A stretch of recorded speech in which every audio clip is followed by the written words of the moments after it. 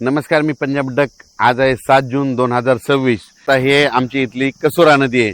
तर रात्री आम्हाला इतका पाऊस झाला की आमच्या नदीला पाणी देखील आले. तर पाहू शकता, तर हे पाणी देखील आले. आणि राज्यात तुम्हाला सांगू इच्छितो, आज 7 जून पासून दररोज म्हणजे काय होणार आहे, मान्सून तळ कोकणातून सक्रिय होणार आहे आणि तसा तो पुढं सरकत येणार आहे.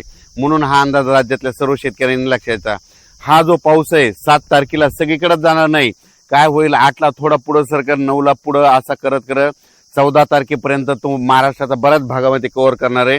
म्हणून हा अंदाज लक्षात घ्या. पण आज 7 तारखेला मात्र सगळ्या राज्यभर पसरणार नाही.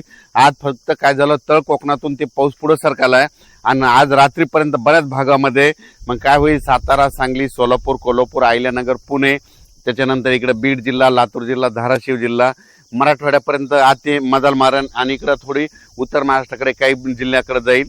म्हणून हे अंदाज लक्षात येतात. पण आजपासून संपूर्ण महाराष्ट्रभर जाणार नाही.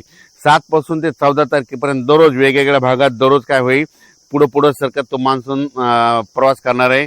म्हणून हा अंदाज लक्षात येतात. काल देखील म्हणजे काल 6 जूनला देखील आमच्या परभणी जिल्ह्यामध्ये शेलू तालुका, मानवत तालुका, परभणी जिल्ह्यामध्ये मानवत ह्या भागामध्ये इतकं वादळी वाऱ्यानं शेतकऱ्याचं अतोनात नुकसान केलं.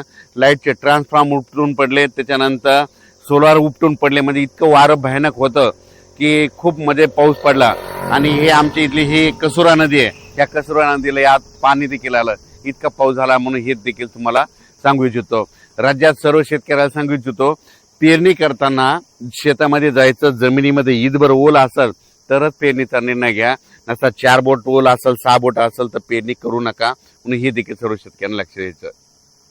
आज 7 जून पासून महाराष्ट्रामध्ये बऱ्याच म्हणजे तळ कोकणातून म्हणजे कोकणपट्टीकडून बऱ्याच भागामध्ये मान्सून काय होईल, प्रगती करण्यास सुरुवात होईल. मग तो काय होईल, सांगली जिल्हा, कोल्हापूर जिल्हा, सातारा जिल्हा, कोकणपट्टी, घाटमाचा, त्याच्यानंतर तो अहिल्यानगर, पुणे, इकडे 2 कडा, आष्टी, त्याच्यानंतर बीड जिल्हा, त्याच्यानंतर धाराशिव जिल्हा, सोलापूर जिल्हा, त्याच्यानंतर इकडे परभणी जिल्हा, लातूर जिल्हा, नांदेड जिल्हा, हिंगोली जिल्हा, त्याच्यानंतर इकडे जालना जिल्हा, ह्या पट्ट्यामध्ये काय होईल, आज बऱ्याच ठिकाणी तो मान्सून प्रगती केलेली दिसेल.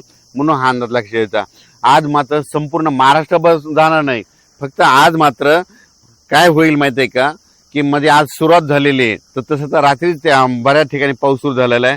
पण माझी शेतकऱ्याला विनंती आहे, शेतकऱ्याची पेरणी मी पहिल्यापासून म्हणतो की 3 टप्प्यात होणार आहे. 7 जून ते 14 जून मध्ये जर असा काही ठिकाणी पाऊस पडला आणि ईदभर ओल गेले तर त्यांच्या पेरण्या लागतील.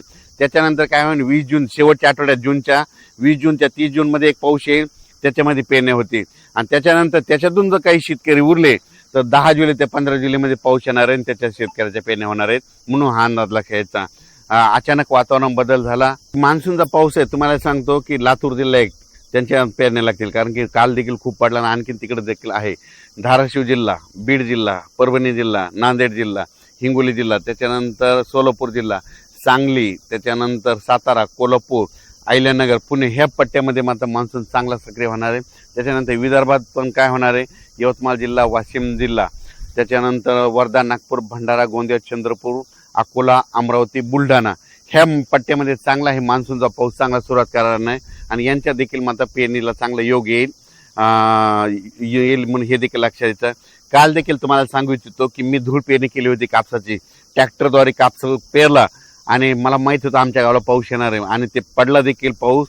आणि आज आणि उद्या पडला की झाला आमचा कापूस निघतं. ते निघाल्याच्या नंतर त्याचा देखील मी व्हिडिओ करणार आहे. म्हणून हे लक्षात घेतं, हे सांगू इच्छितो. आणि शेतकऱ्याला परत सांगू इच्छितो की शेतकऱ्याच्या पहिल्यापासून म्हणतो की 3 टप्प्यामध्ये पेरणी होणार आहे. एक पहिला 7 जून ते 14 जूनच्या दरम्यान जिथे जास्त पडेल त्यांच्या पेरण्या ईदभर ओल गेली त्यांच्या पेरण्या सुरू होतील. 20 जून ते 30 मध्ये एक पाऊस पडणार आहे, त्यांच्या परत एकदा लागते. आणि त्याच्यातून जर काही शेतकरी उरले तर 10 जुलै ते 15 जुलैमध्ये एक पाऊस येणार आहे. त्याच्यामध्ये पाऊस पडेल आणि त्याच्यामध्ये पेरण्या होतील.